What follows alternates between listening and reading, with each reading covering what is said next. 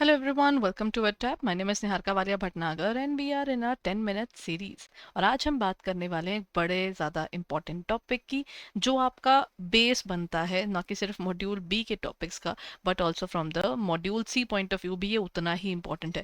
तो this class is super duper important. जिनको ना सी फैट या बेसिक कैश फ्लोज की कैलकुलेशंस का आइडिया नहीं है उनके लिए तो ये सुपर इंपॉर्टेंट है.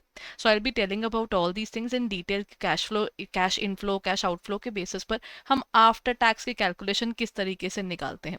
सो प्योर कैश का प्रॉफिट एग्जैक्टली होता क्या है ये हम इसमें पढ़ेंगे. डेप्रिसिएशन का क्या करेंगे, ऐसे केसेस में ऑर्गेनाइजेशन में इंटरेस्ट का क्या सिनेरियो है, ये सब हम इसमें नोट करेंगे. ठीक है. सो अदर देन दैट, अगर अभी तक आपने हमारी प्रीवियस ईयर पेपर्स की बुकलेट को डाउनलोड नहीं किया है, जल्दी से डाउनलोड कर लीजिए बिकॉज इस बुकलेट के थ्रू ना आपकी प्रिपरेशन प्रॉपर हो पाएगी and which you should not leave.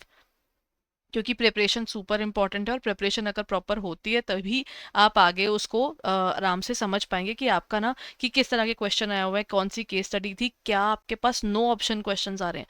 Right. उसके लिए बहुत ज़रूरी है just go through the PYPs यानी हमारे प्रीवियस ईयर पेपर की बुकलेट जिसमें आपको ये सब मिल जाएगा in detail. Okay everyone, let's begin with the area of cash inflow after tax. अब इसका जब हम सी फैट की कैलकुलेशन करते हैं सबसे पहले जाना जरूरी है सी फैट होता क्या है. ये आपका ना बेसिकली कैश फ्लो है. ये इनफ्लो या आउटफ्लो दो भी जो भी होता है ऑर्गेनाइजेशन का, तो उसकी मूवमेंट कैसे होती है.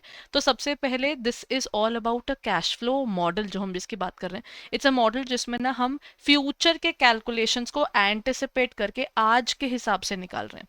ठीक है. सो जब हम फ्यूचर की कैलकुलेशन को एंटिसिपेट कर रहे हैं यानी यहाँ पर मैं उसे कर रहे हैं फोरकास्ट. ये फोरकास्ट हमें क्या हेल्प करता है, हमारे फ्यूचर में आने या जाने वाले पैसे को निकालने में ये मदद करता है.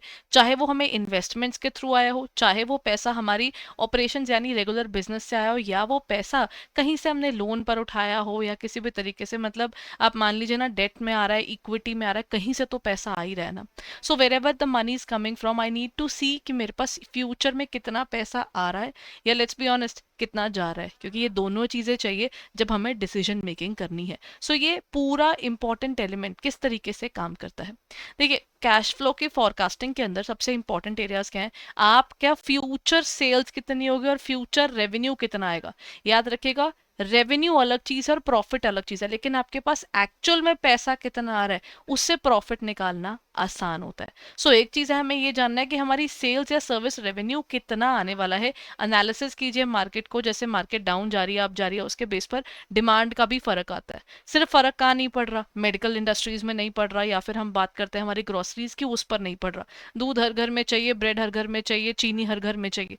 तो कुछ चीजें हैं जो आप एक ही इकोनॉमी अप है डाउन है उनमें कोई फर्क नहीं आता, लेकिन देर आर थिंग्स जिन पर फर्क आता है, जैसे फास्ट फैशन, वेयरिंग अपैरल्स में जिस समय कोविड वाज गोइंग ऑन एकदम से गिरावट आई थी, उस समय मेजर डिमांड के अंदर इन पर्टिकुलर वेयरिंग अपैरल्स की, शूज की, because people were not going out. So market analysis करनी बहुत जरूरी है ये जानने के लिए हमारी इनकम का सिनेरियो बन क्या रहा है. देन प्रोडक्शन कैपेसिटी, हमारी production capacity should be realistic. It should not be something कि हम लोग हे वायर होकर चल रहे हैं, वो रियलिस्टिक होनी चाहिए कि हमारे अकॉर्डिंग इतना बन जाएगा मैक्सिमम और इसके अकॉर्डिंग हम इतना सेल कर सकते हैं. सप्लाई चेन फैक्टर्स, मैंने चीज़ बना दी, ट्रांसपोर्टेशन पॉसिबल नहीं हो पा रही, मैं भेजने की कोशिश कर रही हूँ, चीज़ टाइम पर पहुंच नहीं रही, मेरी भी गुडविल खत्म, सामने वाला भी मेरी डिमांड पूरी नहीं कर पाएगा. सो आपको ये हमेशा ध्यान रखना है कि आपकी ना जो डिस्ट्रीब्यूशन का पूरा सिनारियो है ना वो आपका बिल्कुल क्लियर हो. मटेरियल अवेलेबिलिटी भी होनी चाहिए और प्रोक्योरमेंट टाइमलाइंस भी आपको पता होनी चाहिए, कब क्या कैसे किस समय आएगा वो सब मेरे को क्लियर होना चाहिए. और अगर इतना सब कुछ हो रहा है, पैसा नहीं चाहिए ऑन अ रेगुलर बेसिस, उसे ये कहते हैं working capital requirements. So anything that you need on a daily basis for maintaining your books of account. सो आपको आप मान लीजिए सैलरी देनी है, रिपेयर का वर्क छोटा मोटा चल रहा है, पानी तो रोज चाहिए लोगों को, तो आपको अपने वाटर फिल्टर्स फिल करवाने हैं, आपको वो साफ रखना है, आपके पास लेबर काम कर रही है, आपको स्वीपर्स की जरूरत पड़ेगी बिकॉज आपको ऑर्गेनाइजेशन का फ्लोर तो रोज साफ करवाना है ना. तो कैश का फोरकास्टिंग इज बेसिकली आप सब तरह का जो पैसा आने या जाने वाला है उसका एक ना हिंदी में बात करना मोटा मोटा हिसाब रखना और ये बोलना कि कल को इतना इतना जाएगा बेस्ड अपॉन आज जो मुझे सिनारियो में दिख रहा है. कल का सिनारियो किसी को नहीं पता, कोई नहीं सोच सकता था कि पूरी की पूरी इकोनॉमी एक पर्टिकुलर टाइम के लिए रुक सकती है, लेकिन वो रुकी तो वो अनफोर्सीन सर्कमस्टांस था. बट फोरकास्टिंग तो तब भी चली ना. तो ये बेसिकली चाहिए होता है। फिर market consideration and cash forecast. Market की कंसिडरेशन क्या होती है? एक होता है कॉम्पिटिटिव प्राइसिंग। अब ना जो प्राइस सेटिंग है ना, आज के टाइम पर किस पर बेस्ड हो गया है? कॉम्पिटिटर एनालिसिस के ऊपर। जैसे हम लोग अगर कोक पेप्सी की बात करते हैं, पहले ये दोनों लीडर्स थे, अब बीच में एकदम से कैंपा निकल के आ रहा है। Campa was basically an organisation which was there in 1980s 90s के अंदर था, बट क्या हुआ था 1990 के बाद में, 1991 में जैसे ही Campa cola was competing the country, and उसके बाद क्या हुआ था कि ये कंपटीशन एकदम से ख़त्म हुआ, क्योंकि जैसे ही कोक और पेप्सी वापस आए, वो कैंपा कोला को इरेडिकेट ही कर गए 1977 के आसपास ना। जब ये कोक पेप्सी वगैरह इंडिया से बाहर निकले थे, बिकॉज इन्होंने बोल दिया था कि इंडिया की इकॉनमी करो क्लोज। तो हमने जब अपनी इकॉनमी क्लोज्ड इकॉनमी बनाई थी, तो उस समय पर एक डोमेस्टिक कंपनी उठकर बाहर आई थी, वो थी कैंपा कोला की, जिसने वो बेवरेजेस बनाने शुरू किए थे। सो अब वो बेवरेजेस तो वो बना रहा है, लेकिन अब देखिए ना कॉम्पिटिटिव प्राइसिंग। अगर कोक 10 रुपए चीज बढ़ाएगा, पेप्सी भी बढ़ा देगा, अब वो कम करेगा, ये भी कम कर देगा। जियो ने वही चीज खत्म की थी, बिकॉज एयरटेल अपना प्राइसिंग बहुत हाई रखता था, और उसके साथ साथ बाकी सबके प्राइसिंग हिल रहे थे, वोडाफोन आइडिया सबके। और वहीं पर जियो आकर कहता फ्री ले लो 1 साल, तो क्या हुआ? आपके कॉम्पिटिटर ने आपके प्राइस पर डाला इम्पैक्ट। जो आपके मॉडल्स है ना, वो हमेशा आपके प्राइसिंग प्रेशर्स को ध्यान में रखते हुए बनने चाहिए। Market penetration. मार्केट में उतरने के कई तरीके होते हैं। एक तो होता है कि आप कहें कि I make something for the classes, that's a different scenario. But if you are looking for the masses, India में तो मासेस ज़्यादा है, तो आप क्या करेंगे? चीज़ को सस्ता, सुंदर, टिकाऊ बनाएंगे, ताकि मार्केट में उसकी डिमांड बने। एक बार उसकी डिमांड बन जाए, फिर जैसे मर्जी बेचें। सोचिए इनोवा कभी 7 लाख रुपए से शुरू हुई थी, and that particular car is right now available for 35 lakhs। Once you enter the big car market and people like your product, वो प्रोडक्ट फिर आप अपना जैसे मर्जी आगे इम्प्रोवाइज करते रहिए। फिर एक बार वो प्रोडक्ट सबको अच्छा लग गया, तो आप उसके जितने पैसे मांगेंगे वो देंगे। तो आपको रियलिस्टिक टाइमलाइन बनाकर चलनी है regarding the market entry and adoption. अब वो एंट्री बैरियर्स तोड़ने हैं, तो आपको ये भी सोचना है कि आपने अपने पैसे का कैसे इस्तेमाल करना है। हिस्टोरिकल डेटा से आपको आइडिया हो जाएगा कि इस मार्केट में उतरना कहाँ से है। पैसों से उतरना है, रिसोर्सेज से उतरना है, गुडविल से उतरना है, all that particular thing has to be done. And marketing expenses, again आपको मार्केटिंग करनी बहुत ज़रूरी है, बिकॉज उसके बिना आपका काम नहीं चलता। डिस्काउंट है, एडवर्टाइजिंग है, प्रमोशनल इवेंट्स है, you have to go through all these things, ताकि आपकी प्रेप प्रॉपर हो सके। ठीक है। अब ये है आपका सी फैट। सी फैट क्या होता है? Cash flow after tax. इसको कैसे निकालते हैं? This is pure cash inflow, जो आपका मतलब इसमें कोई भी ऐसी चीज नहीं आएगी जो नॉन कैश हो। तो आप क्या करेंगे? पहले लिखेंगे सेल्स, उसमें से सिर्फ माइनस करनी है वेरिएबल कॉस्ट। ठीक है, सिर्फ वेरिएबल पार्ट माइनस किया, उसे हम कहते हैं कंट्रीब्यूशन। फिर आप माइनस करेगा सिर्फ फिक्स कॉस्ट, क्योंकि वेरिएबल आप पहले माइनस कर चुके हैं।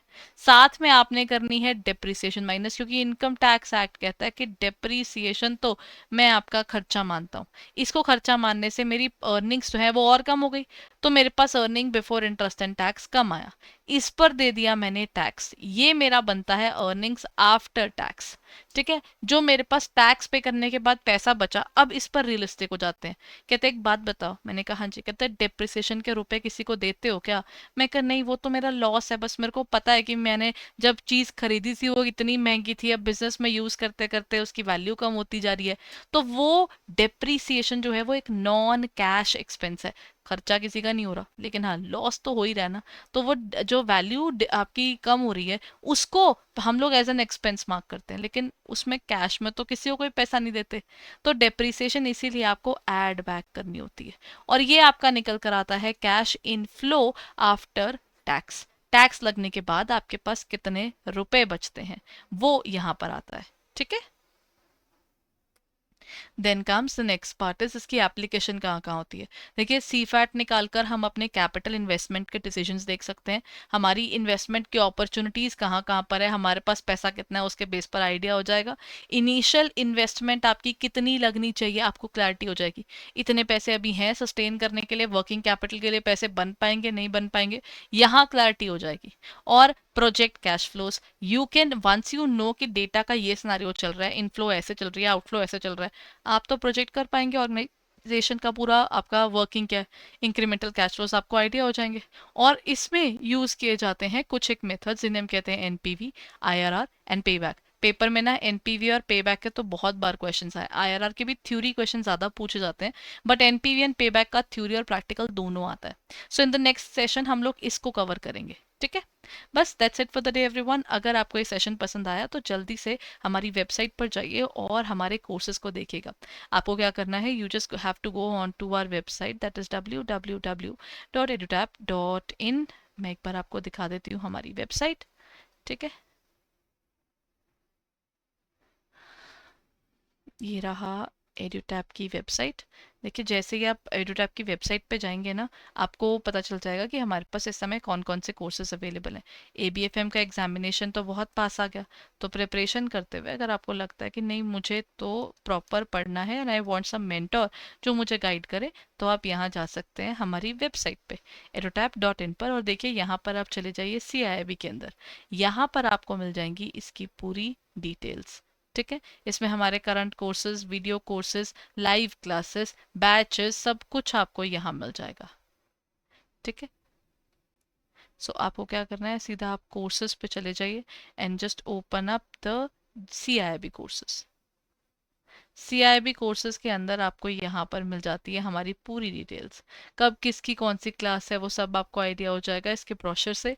और यहाँ पर हमारे पास मास्टर कोर्स भी है और साथ ही साथ हमारे पास लाइव कोर्सेज भी हैं। सो आप दोनों को रिव्यू कर सकते हैं ताकि आपकी पढ़ाई प्रॉपरली हो सके। So if you are looking forward to our courses then hurry up and look at it, और चाहे तो आप हमारी ऐप से भी कर सकते हैं। तो go ahead and download our app right now. Thank you so much for being there everyone. Bye bye and take care.